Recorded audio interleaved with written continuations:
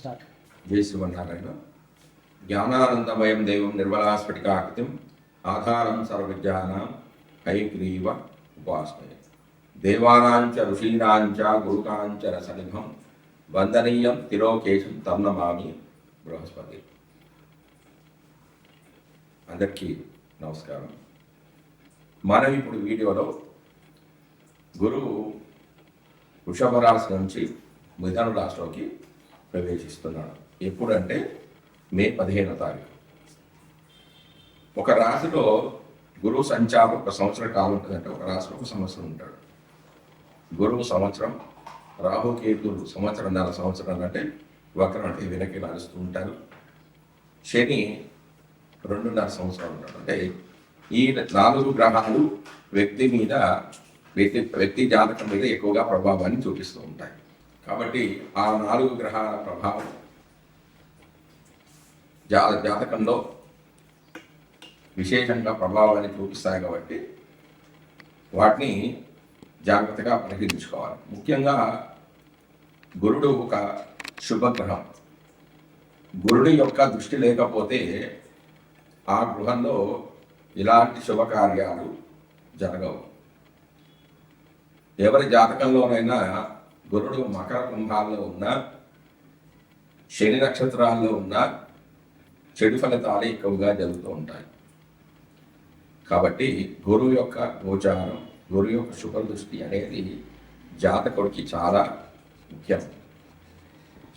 మనం ఇప్పుడు ఈ వీడియోలో గురువు సంచారం వల్ల అంటే మిథున రాశిలోకి ప్రవేశించడం ద్వారా 12 రాశుల వారికి ఫలితాలు ఏ విధంగా ఉన్నాయి అనేది తెలుసుకుందాం. అసలు గురువు యొక్క కారకత్వాలు ఏమిటి?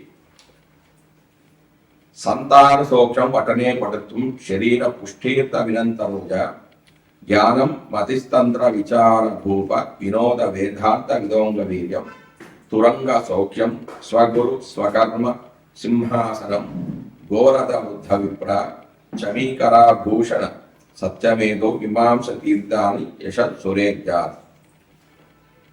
భావమంజరి అనే గ్రంథంలో 49-50 శ్లోకాల్లో గురువు కారకత్వాల గురించి చెప్పడం జరిగింది. వీటి యొక్క అర్థం ఏమిటంటే సంతాన సౌఖ్యం, వక్తృత్వము, శరీర పుష్టి, ధనము, పుత్రులు, జ్ఞానము, బుద్ధి, తంత్ర విచారం, రాజ సమానత్వము అంటే ప్రభుత్వ ఉద్యోగము, వినోద ప్రీతి, వేదాంత జ్ఞానము, శరీర బలము, గురువు, తండ్రి నుంచి వచ్చే వృత్తి విద్య, సింహాసనము, గోవులు, రథాలు, వృద్ధత్వం, బ్రాహ్మణుడు, బంగారు ఆభరణాలు, సాత్వికమైన గుణము, మీమాంసా జ్ఞానము అంటే తర్కించడము, తీర్థయాత్రలు, ఇవి గురువు యొక్క కారకత్వాలు. జ్యోతిషం బుధుడి ద్వారా రావచ్చు, గురువు ద్వారా రావచ్చు, శుక్రుడి ద్వారా కూడా రావచ్చు. అయితే బుధ కారకత్వంలోని జ్యోతిష్యం ధనార్జనకు, గురు కారకత్వంలోని జ్యోతిష్యం అనేది లోకోపకారానికి, శుక్ర కారకత్వంలోని జ్యోతిష్యం పలుకుబడి పెంచుకోవడానికి, యురేనియస్ కారకత్వాలను జ్యోతిష్యము నూతన ఆవిష్కరణలకు ఉపయోగిస్తుంది. వాహన సౌఖ్యము, పల్లకి, ఏనుగు, గుర్రము, యజ్ఞాది క్రతువులు, ఆచార పాలన, ద్వితీయ వివాహము, ప్రబంధ రచనా శాస్త్రము, జ్యేష్ఠ సోదరులు, పశు సంపద, శుభకార్యాలు, పౌష్టిక కర్మలు అంటే శాంతులు చేయడం, యోగాభ్యాసము, గురుత్వము, బోధన అంటే టీచింగ్, మంత్రోపదేశము, ఆధ్యాత్మిక జ్ఞానోపదేశం అంటే అర్చకులు, వేద పండితులు, జ్ఞాపక శక్తి, నూతన ఆవిష్కరణ, సద్గతి, మోక్షము, ఆలోచన శక్తి, మంచు, తీపి, ఈశానము, తేనెకళ్ళు, సంస్కృత భాష, గర్వము, ఆడంబరం లేని వేషం అంటే సింపుల్సిటీగా ఉండడం, స్థూలకాయం అంటే లావుగా ఉండడం, పచ్చని కనులు, దాచబడిన సొత్తు అంటే నిల్వ ఉంటుంది. అంటే గురువు జాతకంగా బాగుంటే డబ్బులు బాగా నిల్వ ఉంటాయి. గజ సంపద, వేదాంతము, ప్రవితాముడు అంటే ముత్తాత, భవనాలు, గోవైదికం ఇదన్నీ చెప్పబడ్డాయి. మరియు కనక పుష్యరాగం, పితామహుడు అంటే తండ్రి, దేవేంద్రుడు అంటే ఇంద్ర పూజ, గురుదోషాలు తొలగిస్తుంది అని ప్రాచీనమైన సాంప్రదాయం. ప్రస్తుత కాలంలో ఇంద్ర పూజకు ప్రాచుర్యం అనేది తగ్గిపోయింది. దత్తాత్రేయ పూజ, మంత్రస్మరణ గురు దోషాలను హరిస్తుందని ప్రస్తుత సాంప్రదాయం. గురుడు గ్రహాలలో పెద్ద గ్రహం. మనసులోని గౌరవ భావం గురువుకి చెందింది. గౌరవం కూడా పెద్దదే. లక్ష్య సాధన, నూతన విషయ ఆవిష్కరణ, జ్ఞానము మొదలైన అంశాలన్నీ గురువుకు ప్రతీకలు. మనసులో ఈ భావాలు దెబ్బతిన్నప్పుడు లక్ష్యాలనేవి కోల్పోతాడు. అటువంటి వ్యవహారాల్లో శరీరంలోని ముఖ్యమైన భాగాలు ఇబ్బంది పెడతాయి. శరీరంలో మెదడు, కాలేయము, క్రోమము, పునరుత్పత్తి శక్తి మొదలైన అంశాలు శారీరక కారకత్వాలుగా చెప్పబడ్డాయి. అంటే గురువు యొక్క కారకత్వాలు. ఈ భాగాల్లోని లోపాల వల్ల శారీరం శక్తిహీనం అవుతుంది. ఆలోచన శక్తిని కోల్పోతూ ఉంటుంది. విశేషణ లేకుండా చేస్తుంది. జ్ఞానహీనమైపోతుంది. పునరుత్పత్తి శక్తి ఉన్న కారణంగా, అంటే మళ్ళీ ఉత్పత్తి చేసే కారణంగా సంతానకారకుడు అవుతూ ఉన్నాడు గురువు. రక్తాన్ని ఉత్పత్తి చేయడం వంటి పనులు కూడా గురుని యొక్క కారకత్వాలు. కార్యం కూడా చాలా భాగం తీసివేసినప్పటికీ కూడా మళ్ళీ ఆ భాగాన్ని ఉత్పత్తి చేస్తూ ఉంటుంది. అంటే ఈ కార్యానికి కూడా కారకుడు గురువే. జ్ఞానం కూడా ఒక రకమైన ఉత్పత్తిలో భాగమే. అంటే ఇంతకు పూర్వం లేని భావన ప్రస్తుతం చేయడం, దాన్ని మరింత కొత్తదానిగా తయారు చేసి మళ్ళీ లోకానికి అందించడం అనే అంశమే జ్ఞానం విషయంలో స్పష్టం. ఈ గ్రహం కొంత పసుపచ్చగా కనిపించడం వల్ల కాలయాదులు పసుపు పచ్చగా ఉండి వాటి లోపాల వల్ల పచ్చకామెల వంటి వ్యాధులు రావడం వల్ల ఈ గ్రహాన్ని పసుపు రంగుకు కారకత్వంగా నిర్దేశించారు. వీటన్నిటి దృష్ట్యా సమాజంలో గురువులు, ఇంజనీర్లు, సైంటిస్టులు, ధార్మికాధికారులు లోకక్షేమం కోరుకుంటూ మంచి విషయాలను మరింత శ్రద్ధతో ఉత్పత్తి చేయగలిగిన వారందరికీ సంబంధించిన సమాజ కారకత్వాలు ఈ యొక్క గురువుకి నిర్దేశించారు. ఈ విధంగా గురువు అనే గ్రహ కారకత్వం క్రియాశీలకమైన పాత్రను పోషిస్తూ ఉంటుంది. అంటే ఒక బాధ్యతమైన ఒక పాత్రను వహిస్తూ ఉంటుంది. ఈ గ్రహం బాగా లేదని జ్యోతిష్ఠులు భావిస్తే ఇటువంటి కారకత్వాలు శరీర మానసత్వ విభాగాల్లో సరి అయిన విధంగా లేవని భావించడమే. ఇదే విధంగా ఈ అంశాల్లో కలిగే ఇబ్బందిని గురుగ్రహానికి ఆపాదించి చూడడం జ్యోతిష్యుల యొక్క సాంప్రదాయం. ఇదే భారతీయ భావంలో గ్రహకత్వాన్ని అధ్యయనం చేసే విధానం. ఇక గోచార విషయానికి వస్తే గురుగ్రహ సంచారాన్ని కూడా సంవత్సర గోచారంలో భాగంగానే పరిశీలిస్తారు. గురువు తానున్న రాశి నుండి 5, 7, 9 రాశులను చూడడం వల్ల ఆయా రాశుల వారికి అనుకూలతను తెలియజేయడం జరుగుతుంది. అంటే తాను ఉన్న స్థానం నుంచి 5వ స్థానాన్ని, 7వ స్థానాన్ని, 9వ స్థానాన్ని చూస్తుంటాడు. కాబట్టి ఆ రాశులలో ఉన్న లోపాలు ఏమన్నా ఉంటే వాటిని కూడా సరిదిద్దుతాడు. అంటే లోపాలు అనేవి తగ్గిపోతుంటాయి. అంటే గురువు ఒక శుభగ్రహం కాబట్టి పాపగ్రహం చూస్తే శుభత్వం అనేది పోతుంది, శుభగ్రహం చూస్తుంది కాబట్టి ఆ శుభాలు అనేవి కలుగుతూ ఉంటాయి.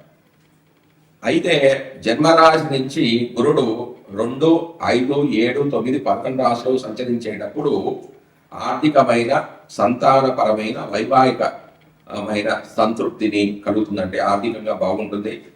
సంతానం లేని వారికి సంతానం కలుగుతుంది.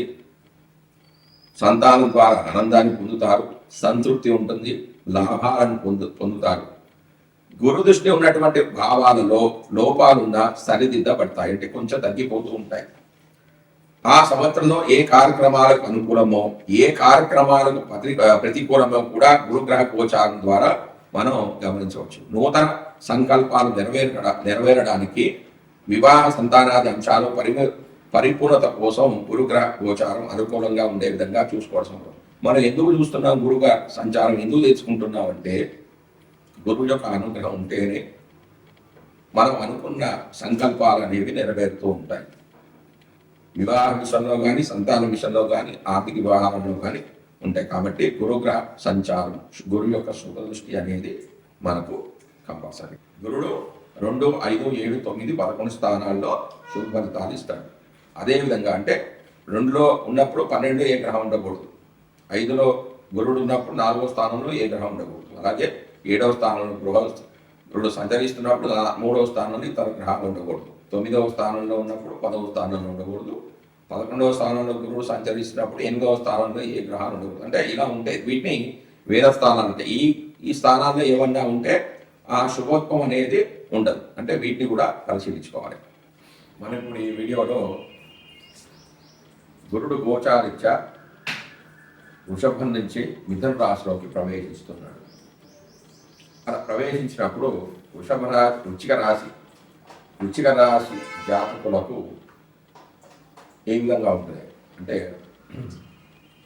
గురుడిచ్చే ఫలితాలు ఏమిటి అనేది మనం తెలుసుకుందాం.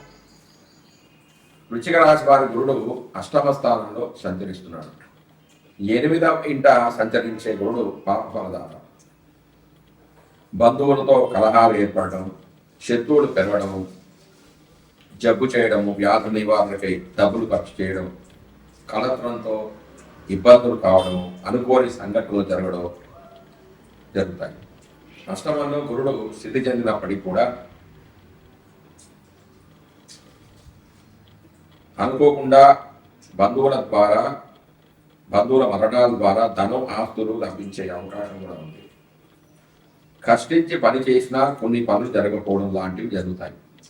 ఇవే కాకుండా గురుడు తన ప్రత్యేక దృష్టి చేత 2వ స్థానాన్ని, 4వ స్థానాన్ని, 12వ స్థానాలని, ఆ భావాల్ని వీక్షించడం ద్వారా ఆ భావాల్లోని లోపాలు అనేవి కొంత సరిదిద్దబడతాయి.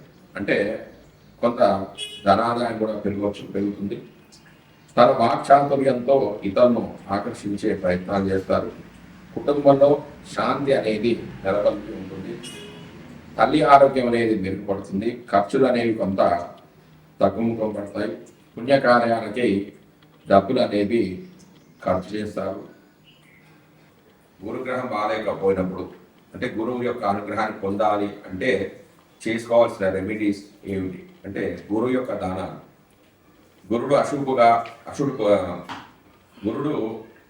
అశుభ స్థానంలో ఉన్నాడు అనుకోండి, అంటే ఇంట్లో శుభకార్యాలు ఏమీ జరగటం లేదు, ప్రమోషన్స్ ఏం రావటం లేదు, డెవలప్మెంట్ ఏం లేదు అని అనుకున్నప్పుడు వాళ్ళు చేసుకోవాల్సింది ఏంటి అంటే గురుడు అశుభుడుగా ఉన్నప్పుడు విప్రులకు పసుపు పచ్చని వస్త్రము, శుద్ధమైన బంగారము, పుస్తకము, నివాళ ధాన్యం, అన్నము, పంచగవ్యము, శనగపప్పు, పంచదార విప్రులకు దానం చేయాలి.